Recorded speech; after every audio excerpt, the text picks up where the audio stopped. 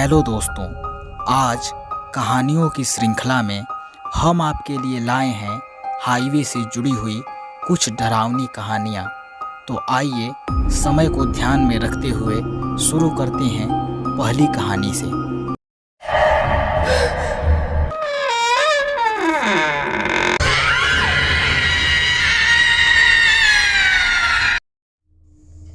नमस्कार दोस्तों, आज जो कहानी मैं आप लोगों को सुनाने जा रहा हूँ वो कोई कहानी नहीं है, बल्कि एक डरावना अनुभव है। आज से कुछ साल पहले की बात है, जब मैं पुणे के कॉलेज में पढ़ता था। उस वक्त मैं अपने दोस्तों के साथ एक हॉस्टल में रहा करता था। हमारा हॉस्टल हमारे कॉलेज से करीब 1-1.5 घंटे की दूरी पर था। ऐसे ही एक रात की बात है। नवंबर का महीना था, ठंड का मौसम था। रात करीब 11 बज चुके थे। दूसरे दिन हमें कॉलेज में फंक्शन के लिए जाना था, तो उसी फंक्शन की तैयारी करने के लिए हमें रात को कॉलेज जाना था। मैं और मेरे 3 दोस्त रतन, विक्की और रोशन हम हॉस्टल से निकलकर कॉलेज जा रहे थे। वैसे तो मुझे इतनी रात में सफ़र करना कभी अच्छा नहीं लगता था। उस वक्त पुणे में रास्ते सुनसान पड़ जाते थे, पर अगर हम कॉलेज नहीं पहुंचते तो दूसरे दिन सब गड़बड़ हो जाती। रतन और विक्की ने अपनी अपनी बाइक निकाली और हम चारों बाइक पर बैठकर कॉलेज के लिए निकल पड़े। कुछ दूरी तय करने के बाद अचानक ही विक्की की बाइक बीच रास्ते में खराब हो गई। विक्की और रोशन पीछे रह गए थे, तो रतन ने भी अपनी बाइक रोक दी और हम फिर से वापस उनके पास चले गए। वैसे ही हमें बहुत देर हो चुकी थी। रात के करीब 11:30 बज चुके थे। ऊपर से बाइक बंद पड़ने के कारण और देर हो गई। विक्की ने कैसे भी करके बाइक चालू की और कहा कि अगर हम दाईं तरफ के इस रास्ते से जाएं तो 10 मिनट में ही हम हाईवे तक पहुंच जाएंगे और हाईवे से हमें कॉलेज पहुंचने में ज़्यादा वक्त नहीं लगेगा। मैंने उस रास्ते की तरफ देखते हुए कहा, देखो, वैसे भी रात बहुत हो चुकी है और आज तक मैंने किसी को भी इस रास्ते से हाईवे की तरफ जाते हुए नहीं देखा। क्या पता आगे रास्ता हो भी या नहीं, इसलिए जो रास्ता हम जानते हैं उसी से जाना बेहतर होगा। मेरी ये बात सुनकर तीनों मुझ पर हंसने लगे। उन्हें लगा कि मैं डर गया हूँ। वैसे भी कॉलेज में मुझे सब डरपोक कहकर बुलाते थे। मुझे फट्टू कहकर वो तीनों आपस में हंसने लगे और उन दोनों ने अपनी अपनी बाइक उसी सुनसान रास्ते की तरफ मोड़ दी। मेरे पास और कोई चारा भी नहीं था। मैं न चाहते हुए भी उनके साथ जा रहा था। हम उस सुनसान रास्ते पर थे, पर कहीं कोई हाईवे नज़र नहीं आ रहा था। तो मैंने रतन से कहा, देखो, मैंने कहा था ना, हम तीनों पिछले 15 मिनट से इस रास्ते से जा रहे हैं, पर कहीं कुछ नज़र नहीं आ रहा। विक्की हमारे आगे आगे ही जा रहा था कि अचानक उसने ज़ोर से ब्रेक मारी और अपनी बाइक बीच रास्ते में ही रोक दी। रतन ने भी बाइक धीमी की और हम उनके पास जा पहुँचे। रतन ने पूछा, क्या हुआ, फिर से बाइक खराब हो गई क्या? तो विक्की ने आगे देखते हुए कहा, अरे नहीं, जरा वहाँ सामने तो देखो, कोई औरत बीच रास्ते में खड़ी है शायद। और बस फिर क्या था। इतना सुनते ही मेरे रोंगटे खड़े हो गए, हाथ पांव कांपने लगे। तभी रतन ने बाइक से नीचे उतरते हुए कहा, इतना डर क्यों रहा है? शायद उस बेचारी को हमारी मदद की ज़रूरत हो। तो विक्की बोला, अरे चलो जरा आगे जाकर तो देखते हैं। उस औरत को देखकर रोशन भी थोड़ा डर गया था। विक्की को रोककर उसने कहा, अरे पागल हो गए हो क्या? जरा सोचो, कोई भी घरेलू औरत इतनी रात गए ऐसे सुनसान रास्ते पर अकेले क्यों आएगी? और चलो, माना कि वह भूत नहीं है, पर क्या पता लुटेरों की कोई चाल हो। वैसे भी मैंने सुना है कि ऐसे सुनसान रास्तों पर लुटेरे होते हैं। अच्छा होगा कि हम यहीं से पीछे चले जाएं। पर विक्की और रतन हमारी बात सुनने को कहाँ राजी थे। उन्हें तो अपनी मर्दानगी दिखानी थी। मुझे उन पर गुस्सा आ रहा था, तो मैंने कहा, तुम तो मरोगे, साथ में हमारी भी अर्थी उठेगी। तो फिर रतन ने मेरे सर पर मारते हुए कहा, अच्छा एक आइडिया है। माना कि वहाँ कुछ भी हो सकता है, पर शायद सच में उस औरत को हमारी ज़रूरत हो तो, और भगवान न करे उसके साथ कुछ बुरा हो जाए तो देखो, फ़िलहाल तो हम ऐसा करते हैं कि हम अपनी अपनी बाइक पर से वहाँ से गुजरेंगे, उसे देखेंगे और कुछ भी गलत हो तो बाइक बिल्कुल नहीं रोकेंगे और तेज़ी से आगे निकल जाएंगे। और अगर सब ठीक लगा तो बाइक रोककर हम उससे पूछताछ करेंगे। ये ठीक है?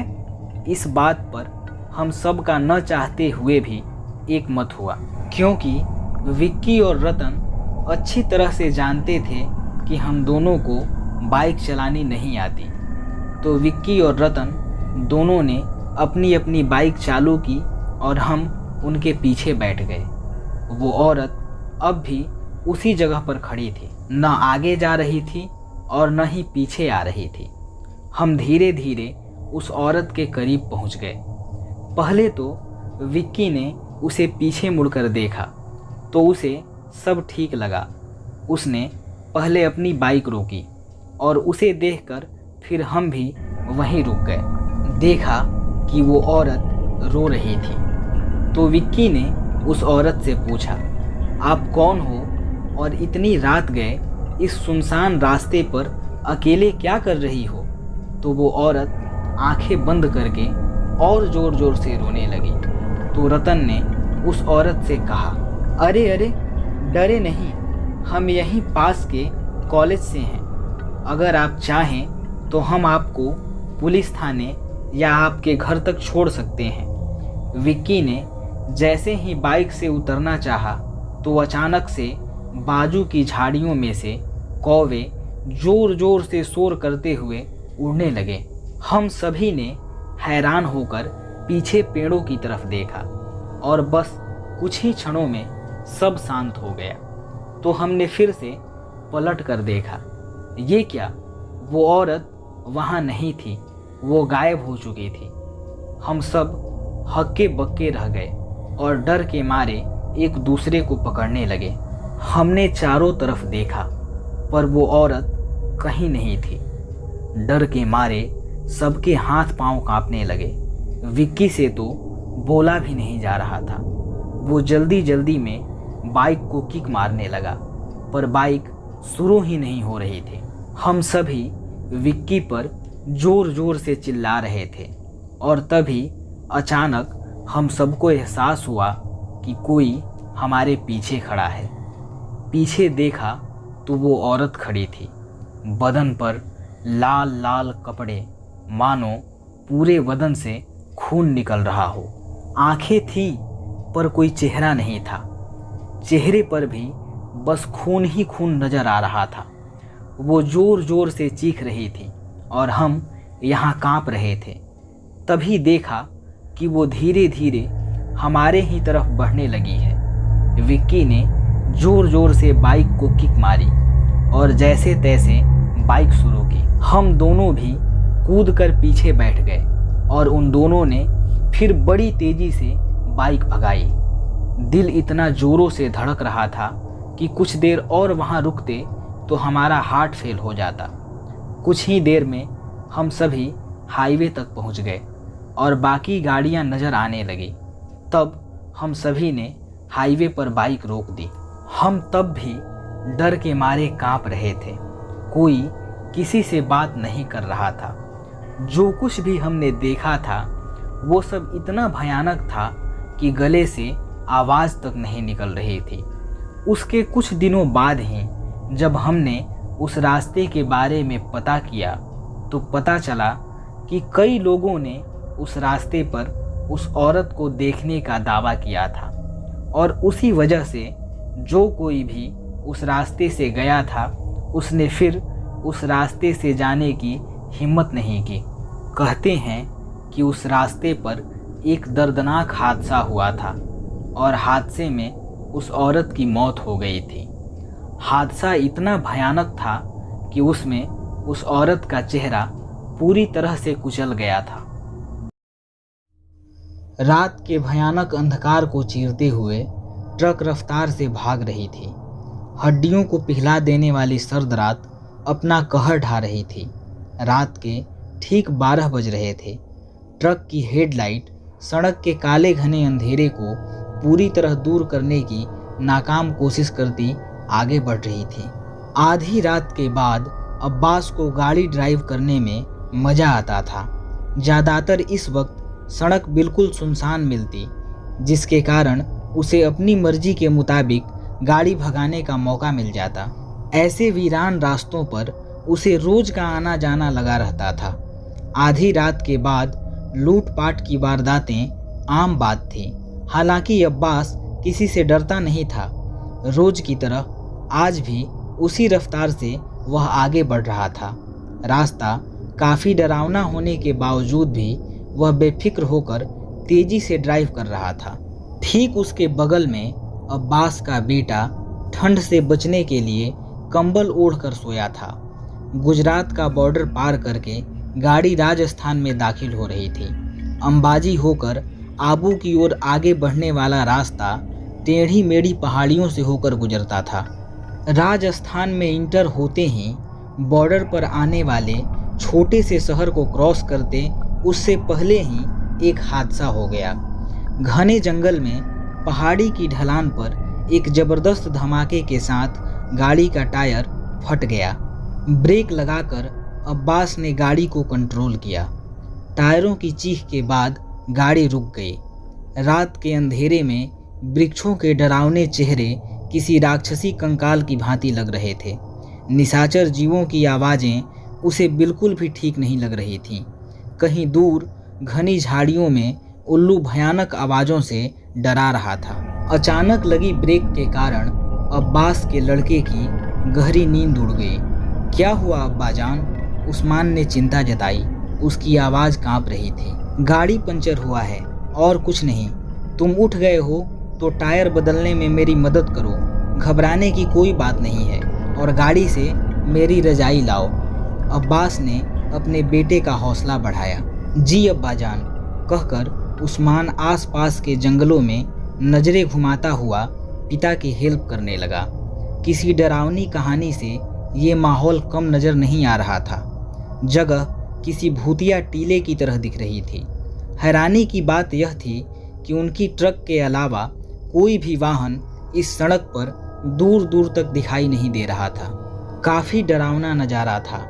अब्बास ने गाड़ी को जैक लगाकर फटाफट नट बोल्ट खोले और टायर बदला। किसी अनजाने खौफ के चलते दोनों ने गाड़ी में बैठकर जल्दी से अपनी जगह ली। अब्बास को डर इसी बात का था कि इस वीरान जगह पर कोई जंगली जानवर हमला न कर दे। गाड़ी स्टार्ट करके दोनों आगे बढ़े। ढलान उतरकर गाड़ी जब सीधे रास्ते पर आई तो सामने का नज़ारा देखकर अब्बास की आंखें खुली की खुली रह गईं। वह कोई छोटे से कस्बे का स्टॉप था और बस स्टॉप पर लंबा घूंघट ताने कोई स्त्री खड़ी थी। हॉरर मूवी की सीन की तरह नज़ारा देखकर अब्बास बुरी तरह सहम गया। अब्बास ने गाड़ी को ब्रेक लगाई। घूंघट ओढ़ के वह स्त्री अपनी चूड़ियों की खनक बिखेरती हुई रोड के बीचों बीच आकर खड़ी हो गई। अब्बास को गाड़ी रोकनी पड़ी। उस अजनबी स्त्री का चेहरा देखने की अब्बास की कोशिश बिल्कुल नाकाम रही। मुझे अगले स्टेशन तक ले जाइए प्लीज़। अंधेरा बहुत हो गया है और दूसरी कोई गाड़ी भी नहीं है, गिड़गिड़ाते हुए उस महिला ने अब्बास से कहा। अब्बास को उस पर रहम आ गया। जिस स्त्री को आधी रात में घर से बाहर निकलना पड़ा हो, जरूर कोई मुसीबत रही होगी। ऐसा सोचकर अब्बास अपने बेटे उस्मान से मुखातिब हुआ। उस्मान, बहन जी को बोल दो पीछे बैठ जाएं, अगले स्टेशन पे उतार देंगे। उस्मान ने उस स्त्री से बात करने के लिए खिड़की से बाहर सर निकाला, मगर वह रहस्यमयी स्त्री न जाने कहाँ गायब हो गई। वह कहीं नहीं दिख रही अब्बू, उस्मान परेशान होकर बोला। अब्बास ने कहा, खिड़की खोलकर एक बार पीछे देख लो। अब्बास की बात मानकर उसने पीछे का नज़ारा देखने के लिए ड्राइवर सीट के पीछे सेंटर में लगी खिड़की को खोला। उस्मान की आंखें हैरत से फटी की फटी रह गईं। वह तो पीछे बैठी है अब्बा जान। उसने बात भले ही अब्बा जान से कही थी, लेकिन जैसे वह खुद को भी यकीन दिला रहा था। राहत की सांस लेते हुए अब्बास ने गाड़ी की गति तेज कर दी, जबकि उस्मान की नींद अब उड़ चुकी थी। वह अजनबी स्त्री किसी छलावे की तरह गाड़ी में चढ़ बैठी और हमें भनक तक नहीं लगा। लगातार 2 घंटे तक गाड़ी भगाने के बाद अब्बास को याद आया कि उस स्त्री को जहां उतरना था वह स्टॉप तो पीछे चला गया है। उसके पैर ब्रेक पर दब गए। उस्मान, उस बहन जी को उतारने की बात मेरे दिमाग से ही निकल गई। देखो, वह पीछे सो तो नहीं गई। उस्मान ने फिर से खिड़की खोलकर पीछे देखा। उसकी आंखों को दूसरी बार झटका लगा। वह हड़बड़ाकर बोल उठा, अब्बा, वह तो गाड़ी में है ही नहीं। अब्बास ने उस्मान को ऐसे देखा जैसे उसने कोई बचकानी बात की हो। अब्बास ने कहा, क्या बात कर रहे हो? ठीक से देखो, कोने में बैठी होंगी। उस्मान ने कहा, ठीक से देखा मैंने, वो गाड़ी में नहीं हैं। अब्बास ने फिर कहा, फिर तो लगता है जब गाड़ी धीमी हुई होगी तब वो उतर गई होंगी। उस अनजान औरत का डरावना चेहरा अभी भी अब्बास की आंखों से दूर नहीं हो रहा था। उसका तर्क जैसे उसके ही गले अटक गया हो। अब्बास डर गया था।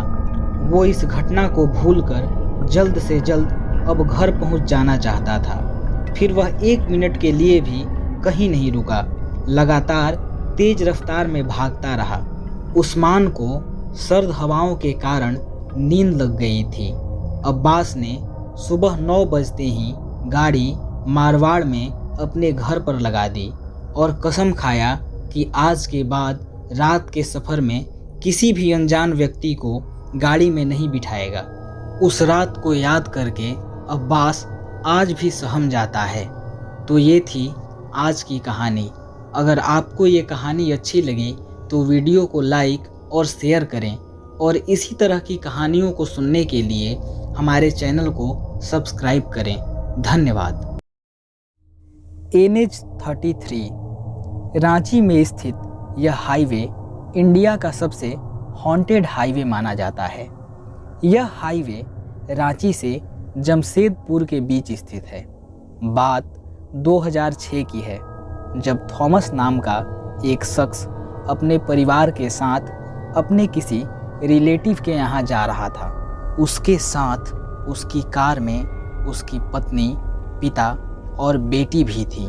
मिस्टर थॉमस शाम होने से पहले पहले अपने रिलेटिव के यहाँ पहुँच जाना चाहता था, लेकिन किस्मत को कुछ और ही मंजूर था। कुछ समय बाद थॉमस जल्दी पहुँचने के चक्कर में शॉर्टकट रास्ते की बात करते हैं, लेकिन थॉमस के पिता उसे मना कर देते हैं, क्योंकि वो शॉर्टकट रास्ता जो NH-33 से लगा हुआ था, वहाँ हर समय कुछ न कुछ रहस्यमयी घटनाएं घटती रहती थीं।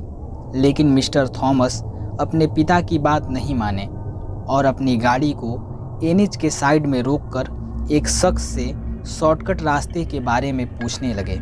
वह शख्स पहले तो मना कर देता है, लेकिन मिस्टर थॉमस के बार बार पूछने पर वो शॉर्टकट रास्ते के बारे में बता देता है। लेकिन वो मिस्टर थॉमस को शॉर्टकट रास्ते से जाने को मना कर रहा था, क्योंकि वो रास्ता काफ़ी हॉन्टेड था। लेकिन मिस्टर थॉमस जल्दी जाने के चक्कर में उस शॉर्टकट रास्ते की तरफ अपनी कार घुमा लेते हैं। कुछ देर तक तो सब कुछ ठीक चल रहा था, लेकिन एक बात हैरान कर देने वाली थी। उस सड़क पर एक भी गाड़ी नहीं चल रही थी। दोनों तरफ जंगल और बीच में एक रोड काफ़ी डरावना था। मिस्टर थॉमस की वाइफ उनको लौट जाने के लिए बोल रही थी, लेकिन तभी पीछे से एक कार आती हुई दिखाई देती है, जिसे देखने के बाद मिस्टर थॉमस की जान में जान आती है। कुछ देर ड्राइव करने के बाद कार का म्यूजिक अपने आप बंद हो जाता है। लेकिन ये तो अभी एक शुरुआत थी। शाम के करीब 7 बज चुके थे, लेकिन थॉमस अभी भी उसी रोड पर थे। तभी उन्हें ऐसा लगता है जैसे कोई साया उनका पीछा कर रहा हो। तभी अचानक एक शख्स उनके कार के एकदम सामने आ जाता है और उनसे लिफ्ट मांगने की बात करता है। उसका चेहरा कुछ अजीब सा था। थॉमस की वाइफ उसे लिफ्ट देने से मना कर देती है और वो शख्स उनके कार का पीछा करने लगता है, लेकिन फिर अचानक से वो कहीं गायब हो जाता है। इस घटना के बाद थॉमस का पूरा परिवार बहुत डर जाता है। अब वो काफ़ी आगे आ चुके थे, इसलिए मिस्टर थॉमस जल्द से जल्द अपने रिलेटिव के यहाँ पहुँचना चाहते थे। मिस्टर थॉमस को नहीं पता था कि जो रास्ता उन्होंने चुना है वो कितना खतरनाक होगा उनके लिए। अभी भी उन्हें 50 किलोमीटर और जाना था। रात बहुत ज़्यादा हो चुकी थी। अचानक से उनकी कार खराब हो जाती है। उस सड़क पर दूर दूर तक कोई नहीं था। तभी अचानक से एक शख्स उनके कार के पास आता है और मदद करने के लिए बोलता है। पहले तो मिस्टर थॉमस को थोड़ा अजीब लगा, लेकिन उनके पास कोई दूसरा ऑप्शन भी नहीं था। पर वो शख्स मिस्टर थॉमस की कार को ठीक कर देता है और बदले में लिफ्ट मांगता है। पहले तो मिस्टर थॉमस मना कर देते हैं, लेकिन बाद में उसे लिफ्ट दे देते हैं। मिस्टर थॉमस को नहीं पता था कि उनके साथ क्या क्या होने वाला है। कार में बैठा शख्स मिस्टर थॉमस से कहता है, आप इस हाईवे पर क्यों आए हो? इस हाईवे पर छलावा का वास है। छलावा उनको कहा जाता है जिनकी एक्सीडेंट में मौत हो जाती है और उनकी आत्मा वहीं भटकती रहती है। छलावा का नाम सुनते ही मिस्टर थॉमस काफ़ी डर जाते हैं। उन्हें कुछ समझ नहीं आ रहा था। छलावा एक प्रकार की आत्मा होती है जो कभी भी किसी का रूप ले सकती है। आप लोगों को ये थोड़ा अजीब लग रहा होगा, लेकिन ये एक हकीकत है। उस हाईवे पर शाम के बाद किसी का भी जाना मना था, लेकिन मिस्टर थॉमस ने उस हाईवे पर जाकर बहुत बड़ी गलती कर दी थी। कुछ देर बाद कार में बैठा वो शख्स एनएच के साइड में उतर जाता है। रात काफ़ी हो चुकी थी। एकाएक उन्हें किसी के चिल्लाने की आवाज़ आने लगती है। मिस्टर थॉमस और उनका पूरा परिवार काफ़ी डर चुका था। अभी भी वो 26 किलोमीटर दूर थे। कुछ दूर जाते ही उनकी गाड़ी दोबारा से ख़राब हो जाती है। रात ज़्यादा होने के कारण वो एनएच के साइड वाले रास्ते पर चल देते हैं, लेकिन थोड़ी दूर जाते ही मिस्टर थॉमस के पिता अजीब सा बिहेव करने लगते हैं। उनकी आवाज़ काफ़ी डरावनी सी लग रही थी और उनकी आंखें लाल हो चुकी थीं। माना जाता है कि छलावा का नाम छलावा इसीलिए पड़ा था क्योंकि वो छल से लोगों की जानें ले लेता है। दरअसल छलावा ने मिस्टर थॉमस के पिता का रूप ले लिया था और ये बात किसी को पता नहीं थी। कुछ देर बाद वो छलावा थॉमस की बेटी को मार देता है। मिस्टर थॉमस काफ़ी डर चुके थे क्योंकि वो छलावा काफ़ी खतरनाक था। थॉमस और उनकी वाइफ वहाँ से भागने लगते हैं। उसी एनएच के साइड में एक पुलिस स्टेशन था जो एनएच पर घटने वाली घटनाओं की देख रेख करता था। उसी पुलिस स्टेशन में थॉमस अपनी वाइफ के साथ छिप जाते हैं और वहाँ के इंस्पेक्टर को सारी बातें बताते हैं। सुबह होते ही वो इंस्पेक्टर थॉमस के साथ उस एनएच पर पहुँचता है तो वहाँ उनको मिस्टर थॉमस के पिता और बेटी की डेड बॉडी मिलती है। ये देखकर मिस्टर थॉमस बहुत रोते हैं। फिर वो इंस्पेक्टर मिस्टर थॉमस के पूरे परिवार को घर छोड़ देता है। कहा जाता है कि जिस शख्स की सड़क दुर्घटना में मौत हो जाती है उसकी आत्मा को शांति नहीं मिल पाती है, जिस वजह से उनकी आत्मा भटकती रहती है और वो राह चलते इंसान को अपना शिकार बनाते हैं। भारत में जितने भी NH हैं उन्हीं में से एक है NH-33। आज भी लोगों के लिए यह एक सवाल बना हुआ है, जहां जाने के बाद इंसान बहुत मुश्किल से बच पाता है। छलावा एक ऐसी बुरी आत्मा होती है जो हर किसी का रूप ले लेती है। माना जाता है कि छलावा सुनसान रास्ते, घने जंगलों, नदियों के किनारों और जहां बहुत कम लोग रहते हैं वहां पाए जाते हैं। छलावा के साथ कभी भी आंख में आंख डालकर बात नहीं करना चाहिए। ऐसी बहुत सी घटनाएं आए दिन इस NH पर घटती रहती हैं। तो ये थी आज की कहानी। अगर आपको ये कहानी अच्छी लगी तो वीडियो को लाइक और शेयर करें और इसी तरह की कहानियों को सुनने के लिए हमारे चैनल को सब्सक्राइब करें। धन्यवाद।